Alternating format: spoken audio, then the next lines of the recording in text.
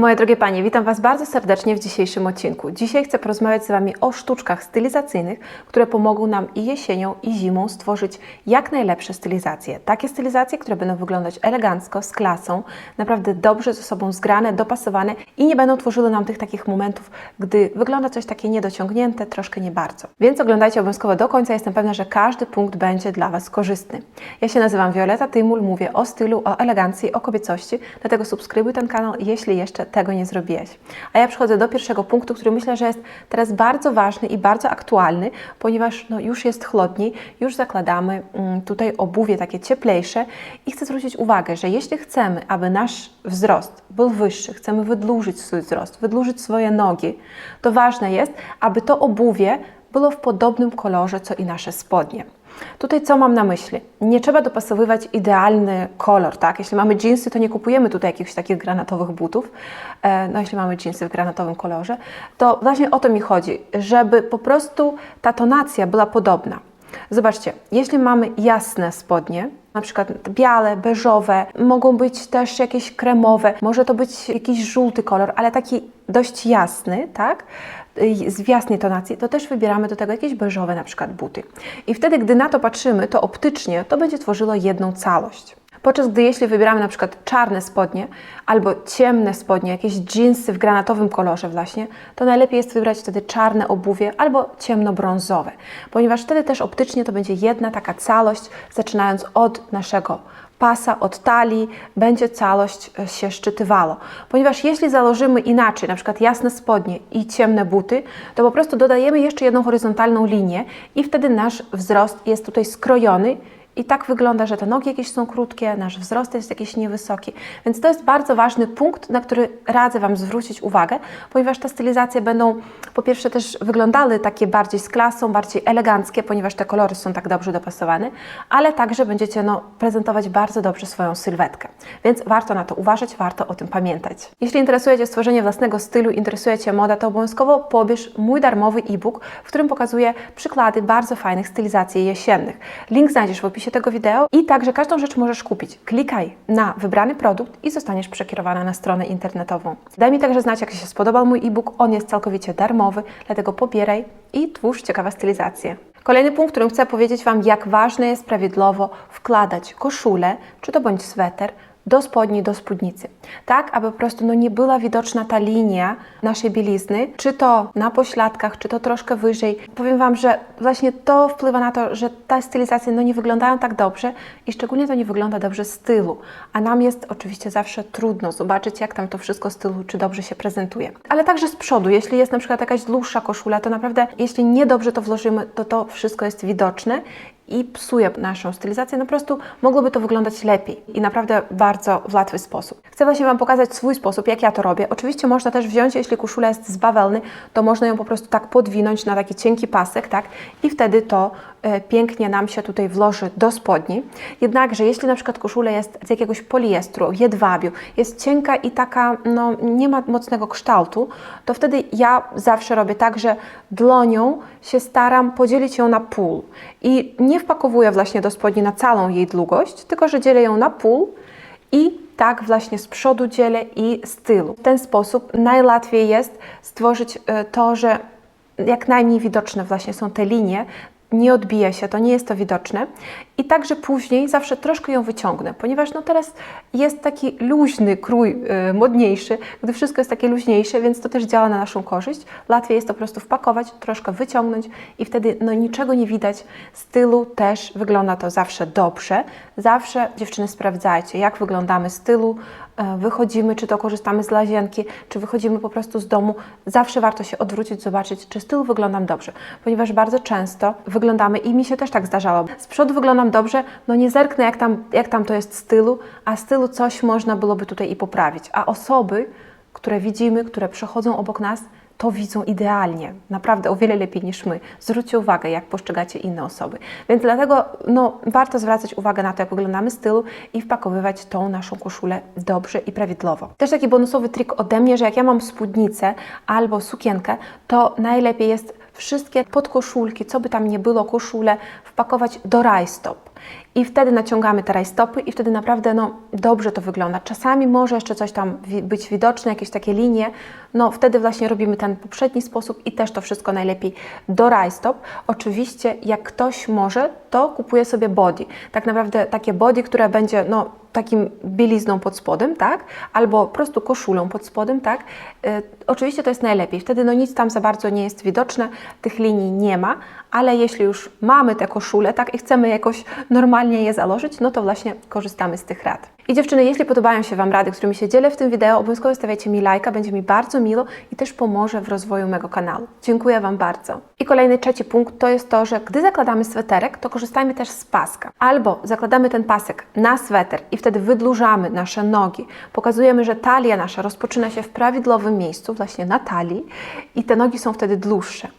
Jeśli chcemy to założyć w taki modny, trendowy sposób, że tak luźno, podwinąć go, to też korzystamy tutaj z paska, żeby po prostu on nam go utrzymał wyżej. W ten sposób można stworzyć bardzo takie modne stylizacje, ale też nie wpadając w tę pułapkę wpakowywania do spodni, tak, że później jeśli to jest gruby sweter, to nie będzie dobrze wyglądać. Można ten sweter oczywiście wpakowywać tylko do spodni z przodu. Ja tak bardzo często robię, dla mnie to jest naprawdę super sposób, bo jest szybki i nie wymaga ode mnie zbyt dużo. Czyli tak z przodu tylko to wpakuję, zostawiam to z tyłu i już mam tutaj fajnie podkreśloną talię, nogi wydłużone, i tak naprawdę nie trzeba tam jeszcze biegać, jakieś paski szukać i coś tam podwijać i pilnować. Ale jeśli chcemy zrobić bardziej przemyślaną stylizację, idziemy do pracy, idziemy na spotkanie z koleżankami, to właśnie korzystajcie z tego paska jak poprzednio. I dziewczyny, jako że jesteśmy teraz przy temacie pasków, to chcę zwrócić naszą uwagę na to, że zobaczcie, ja mam teraz taką sytuację, że założyłam pasek, ale on tutaj tak troszkę wisi. Oczywiście może być, jak się chowa pod tutaj moim sweterkiem, to jest ok, ale jeśli to będzie widoczny pasek, tak, to najlepiej jest właśnie korzystać z takiej taśmy dwustronnej. Ja mam taką specjalną tutaj kupioną do ubrań, po prostu sobie odcinam kawałeczek i tutaj już to zamocuję. Tak naprawdę powiem Wam, że oczywiście najlepiej jest, gdy macie taką taśmę, można wziąć taki skotch piórowy i też go tak zakręcić. Nie wiem, czy tak rozumiecie, o co mi chodzi. Zobaczcie, bo to jest taka przezroczysta całkowicie, jest taka naprawdę fajna pod tym względem. I tutaj ona mi się dobrze schowa. Może troszkę jest za szeroka, ale jako że ona jest przezroczysta, to nie będzie widoczna. I zobaczcie, tak to sobie tutaj przykleiłam. O, jakoś krzywo. Zobaczcie, tak sobie przykleiłam to i z tej takiej taśmy można korzystać w każdej sytuacji. Na przykład gdybym miała tutaj bardziej szeroki dekolt, to też mogę to tutaj przymocować, tak, w taki sposób. Oczywiście może to też być biurowa taśma. Ta mi się wydaje jest troszkę bardziej trwała, więc warto zainwestować, bo raz to się kupi i to będzie się przez wiele lat korzystało. Oczywiście można też z takimi malutkimi gumeczkami do włosów, ale już wtedy dopasowujemy je do koloru paska, tak, bo czarna by mi tutaj była widoczna, więc tutaj potrzebna taka beżowa, jasna, jakaś taka elastyczna gumka do włosów i też może ona przytrzymywać ten pasek, żeby on się po prostu tak nie ruszał, bo troszkę to wygląda tak niezadbanie. W sensie można to podnieść o poziom wyżej. Dlaczego by to nie zrobić? Jeśli wtedy po prostu będziemy czuć się też bardziej takie pewne siebie, będziemy wiedzieć, że już zadbałyśmy o siebie i o swoją stylizację na maksa, więc dlatego taką radę dla Was daję, tak się z Wami dzielę. Kolejny punkt to golf i korzystamy z niego na różny sposób. Używamy dowarstwowych stylizacji i korzystamy w najprzeróżniejszy sposób. Jak Wam tylko przyjdzie do głowy, tak próbujcie i patrzcie, czy to działa, czy może nie bardzo. Zobaczcie, ja już pokazywałam w swoich wideo i bardzo często przypominam o tym golfie, że można go zakładać i pod żakiet, tak? I z kamizelką też Wam pokazywałam w zeszłym wideo i z żakietem. Także można na przykład, dlaczego by i nie, ten golf teraz ja mogłabym sobie założyć tutaj koszulę na górę, bo koszulka jest luźna. Ten sweterek też jest luźny, więc tutaj by się taki golf jeszcze mógł zmieścić. Może taki nie za bardzo gruby, taki może średniej grubości, albo taki cieńszy. Też mi się bardzo podobają te takie golfy prawie przezroczyste w Intimissimi są. Właśnie ja mam takie body tak naprawdę, jeszcze Wam później pokażę. Mam takie body białe z Intimissimi, więc pięknie by to tutaj pasowało też, się łączyło bardzo dobrze i powiem Wam, że i nie tylko. Można ten golf także zakładać i z sukienką, więc zakładamy sobie sukienkę, nawet taką może cieńszą, bardziej letnią, albo nawet i taką bardziej zimową. Zakładamy pod spód golf i już mamy fajną stylizację. Jest ona naprawdę bardzo grzejąca i też jest taka może mniej oficjalna, mniej uroczysta, ponieważ jeśli nasza sukienka jest taka może bardziej uroczysta albo jakaś wieczorowa, to gdy ją połączymy razem z golfem, to przestanie ona być taka, stanie się ona bardziej taka codzienna. Więc jak najbardziej można to założyć i na jakieś wyjście do miasta, i na zakupy, i do pracy, jak nam się tylko podoba, no, gdzie czujemy się komfortowo, tak, w takim ubraniu. Ale jeśli na przykład idziemy już może do teatru, to no może zrezygnujmy z tego golfu, chociaż nie obowiązkowo. Teraz ja bym nie powiedziała, że taki jest bardzo wysoki poziom wymaganego dress-codu w teatrze. Troszkę oczywiście to się tak zaniżyło po COVID-zie, myślę, i w ogóle, ponieważ taka kultura się teraz zmienia, nie ubieramy się już tak pięknie jak kiedyś. Więc jeśli dbamy o to, żeby nam było ciepło i jeśli też wyglądamy dobrze, jeśli te rzeczy są wszystkie takie, wiecie, zadbane, pięknie ze sobą dopasowane, to myślę, że to nawet dobrze się sprawdzi i w teatrze, i w operze. Wiecie, zależy od gustu, jak Wy będziecie się czuć najlepiej, jak będziecie się czuć też komfortowo i też pewne siebie, ponieważ naprawdę no, chodzi tutaj o to, aby za pomocą ubrania wydobyć z siebie pewność siebie. Tak? Myślę, że to jest tak naprawdę najważniejsza funkcja tego ubrania naszego i tworzenia właśnie własnego stylu. Też dziewczyny, będę bardzo ciekawa, jakie są Wasze ulubione połączenia, szczególnie z golfem, albo może jakieś inne połączenia i pomysły na jesień. Piszcie obowязkowo o tym w komentarzach. Też się dzielcie swoją wiedzą, swoim doświadczeniem z innymi. Myślę, że to będzie naprawdę bardzo taka, wiecie, dobra baza wiedzy i takich, wiecie, pomysłów, szukanie pomysłów w komentarzach. Więc piszcie, będzie mi bardzo miło. Kolejny punkt to na pewno wyciągamy swój kardigan i jesienią i zimą on się bardzo przyda. Zobaczcie, ja teraz jestem w kardiganie i chcę Wam pokazać to, że kardigan nie obowiązkowo zakładać no tak po prostu na nagie ciało, aby to tak pięknie wyglądało i było czymś w rodzaju naszej koszulki, no bo naprawdę nawet jeśli jest wełniany ten kardigan albo kaszmirowy, naprawdę jak bardzo ciepły on by nie był, to gdy założymy go na biustonosz, tak na gole ciało, to nie będzie on nas grzał. Naprawdę będzie to takie uczucie, jakbyśmy założyli jakąś koszulkę z bawełny. Naprawdę nie będzie spełniał swojej funkcji. Wełna tak naprawdę najlepszą funkcję spełnia wtedy, gdy jest też warstwowo wykorzystywana. I tutaj Wam pokazuję bardzo dobry przykład, że założyłam jedwabną koszulkę pod spód, może być każda inna. Po prostu tutaj miałam, jako że jasny kardigan, to chciałam założyć ciemniejszą koszulkę. Tak to mam jakieś koszule, bardziej może białe. I zobaczcie, pięknie to widoczne jest. Ja sobie tak rękawa sobie podciąguję trochę, żeby tutaj były widoczne, no piękne też moje rękawa od koszuli. I dodajemy kolory. Zobaczcie, mieszamy kolory i jest też ciepło, jest pięknie, jest inaczej. Jeśli możemy zakładać też na gole ciało ten kardigan, obowiązkowo róbcie tak. Nie mam nic przeciwko, wygląda to bardzo seksownie, wygląda to bardzo kobieco, naprawdę atrakcyjnie. Ale jeśli nie, jeśli dla nas to nie jest dobrze, no to właśnie proponuję taki sposób. I tutaj możemy też założyć może z krótkim rękawem coś, tak? Na przykład polo.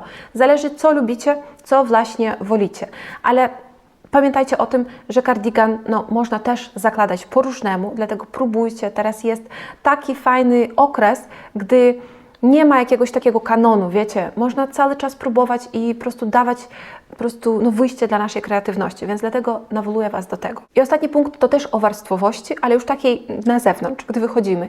Zobaczcie, ja zawsze prawie, jak jest chłodniej, to robię tak, że zakładam kamizelkę taką puchową, i na górę palto, czy to jakąś inną kurtkę, czasami jak jest bardzo zimno szczególnie, to wtedy już to i z kurtką łączę taką cieplejszą, ale jeśli tak jest jeszcze no średnio, wiecie, taka późna jesień, początek zimy, to bardzo fajnie wtedy założyć jest kamizelkę i palto. Też widziałam, jeszcze dziewczyny chodzą w trenchcoatach. To właśnie jeśli mamy taki duży oversize'owy trenchcoat, to bardzo fajnie się sprawdzi ta kamizelka puchowa pod spód, bo tutaj nas wszystko ogrzeje i będzie dodatkową warstwą, będzie widoczna, będzie pięknie to wszystko podkreślała.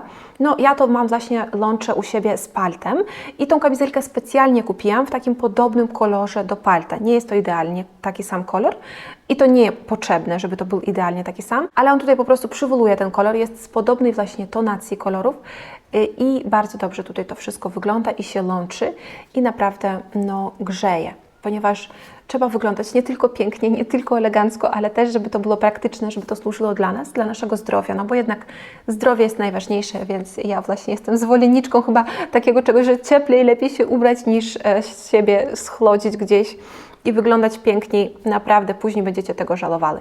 Więc właśnie takie rady ode mnie, naprawdę mogłoby się tutaj znaleźć jeszcze o wiele więcej rad, więc jeśli podoba Wam się takie wideo, chcecie więcej rad, jak ciepło się ubrać na tą długą porę roku, która nas czeka właśnie w Polsce jest jeszcze przed nami, to piszcie obowiązkowo o tym w komentarzu, no zrobię wtedy po prostu drugą część. A jeśli potrzebujesz więcej inspiracji stylowych, stylizacyjnych, to przechodź i oglądaj te moje inne wideo, w których właśnie pokazuję piękne stylizacje.